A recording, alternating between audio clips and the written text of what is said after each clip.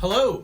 If you've been playing guitar for a little while and you still feel like you're just memorizing shapes without really understanding what's going on, then this video is for you. Today I'm going to share with you 3 things that completely transformed how I see the fretboard when it came time to take that next step.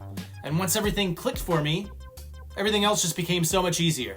So let's dive in. So the first secret, not really a secret, you want to learn every note on the bottom 2 strings.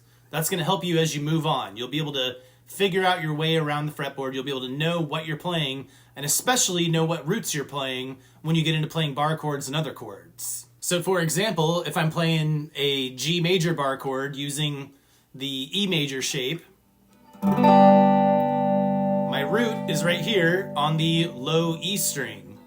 That's going to be my root, so I know where G's at. Then to take it a step further, you can kind of figure out your way around the fretboard by using this simple octave trick.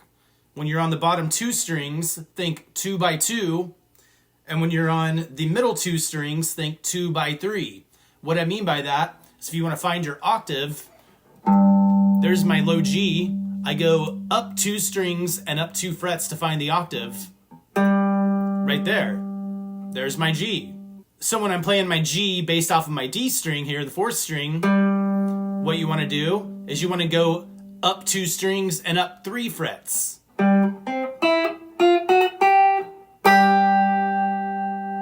So there's my octaves, and that works for these bottom 4 strings here.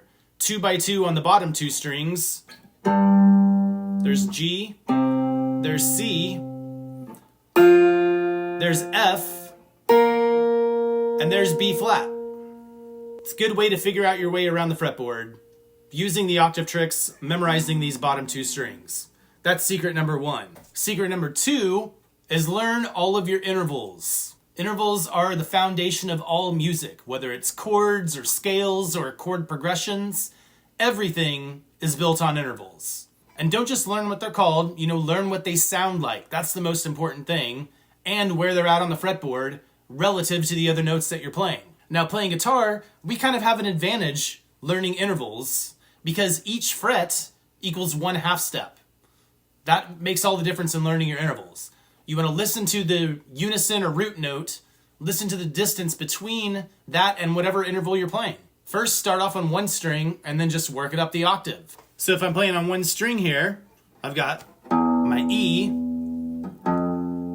Half step up is going to be your minor 2nd, major 2nd, minor 3rd, major 3rd, perfect 4th, tritone, perfect 5th, minor 6th, major 6th, minor 7th, major 7th, and octave. So if I move it in A up here based off your 5th fret, low 6th string, basically sing that note. If you don't feel like you can sing, do it anyway. You'll start to hear the difference between these notes and you'll start to be able to connect it together with your brain. It helps you to really learn and hear what you're playing at the same time. Just kind of connects everything together. So A, that's also your root, also called your unison note. And I'm starting off with my 2nd finger. You'll see why here in just a little bit. Minor 2nd, major 2nd, minor 3rd, major 3rd, perfect 4th, tritone, perfect 5th, minor 6th, major 6th, minor 7th, major 7th, and octave. Once you recognize how these intervals sound, playing music by ear becomes way easier, and you can find your way around the fretboard a lot easier. That all translates to songs being easier to play. Intervals are also helpful at understanding chords. You can stop memorizing your shapes and start understanding that root 3rd, perfect 5th combination there. This truly is the foundation of understanding music, and you're not just memorizing patterns. So if I have a G major chord that I'm playing, G major is made up of a root note, a major 3rd, and a perfect 5th. So in G, if I'm on the bottom string here, you're at the 3rd fret, your major 3rd is going to be right there at the 7th fret on the low E string. You can also play it right there at the 2nd fret on the 5th string. So there's your root, your major 3rd, your minor 3rds right here,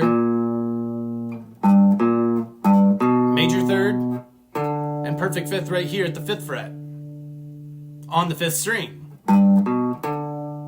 G, B, D. So secret number 3 is to learn your scales and modes relative to one another. You can start off with your basic pentatonics, then expand it to the modes of the major scale. Or you can start off with the modes and break it down to the pentatonic scales, however you want to do it. But just because everybody knows it, let's just go ahead and start off with the minor pentatonic scale. In front of it, you have the major pentatonic scale. Call it whatever you want. I think that most people call the minor pentatonic the 5th position or minor pentatonic. Major pentatonic is going to be your 1st position. Let's just go ahead and pick our guitar back up, and we're going to start it off in A and see how these scales fit beside one another. Okay, so if I'm playing an A minor pentatonic based off the 5th fret on the low 6th string right here, if you don't already know it,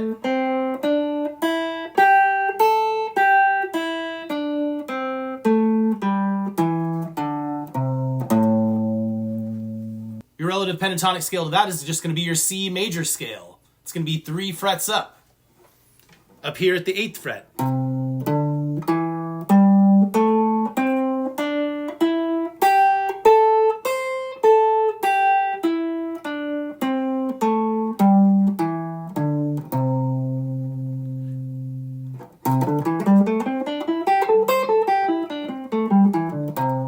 Minor pentatonic, A.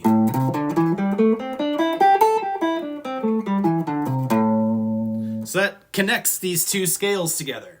You can do that with the major and the minor scale. A Aeolian.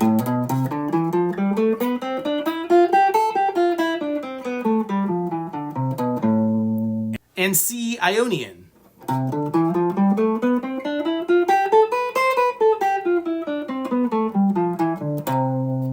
So those are right back to back. So if you're playing in the key of A minor, you can also play your C major, or minor pentatonic, major pentatonic. So to take it a step further, if I'm still playing that A minor pentatonic here, at the 5th fret root, that's also known as the 5th position of the major pentatonic scale. Major pentatonic being the 1st position. So the 4th position is just down here.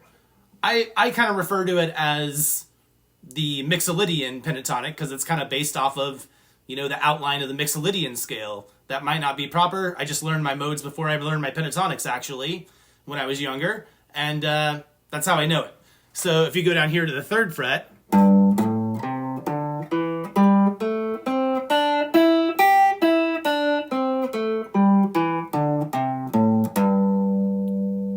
you're extending all these scales together. So to put it all together, if I was to play the pentatonic 4th position, pentatonic 5th position, and the pentatonic 1st position, you're going to start at the 4th position pentatonic, starting off the 3rd fret.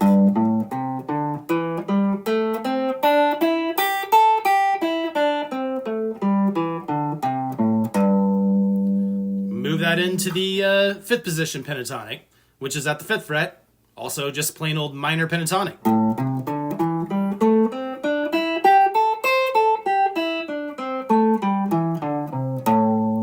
Into C major pentatonic up here at the 8th fret.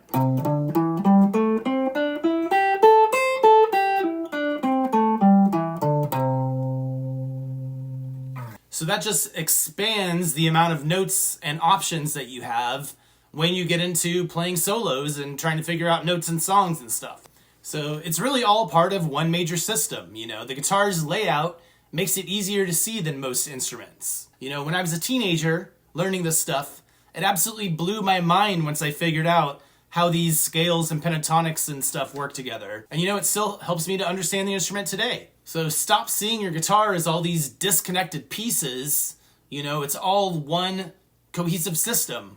That is when the real progress happens. So just to recap here, secret number 1, your E and your A strings and your octave tricks. Learn them.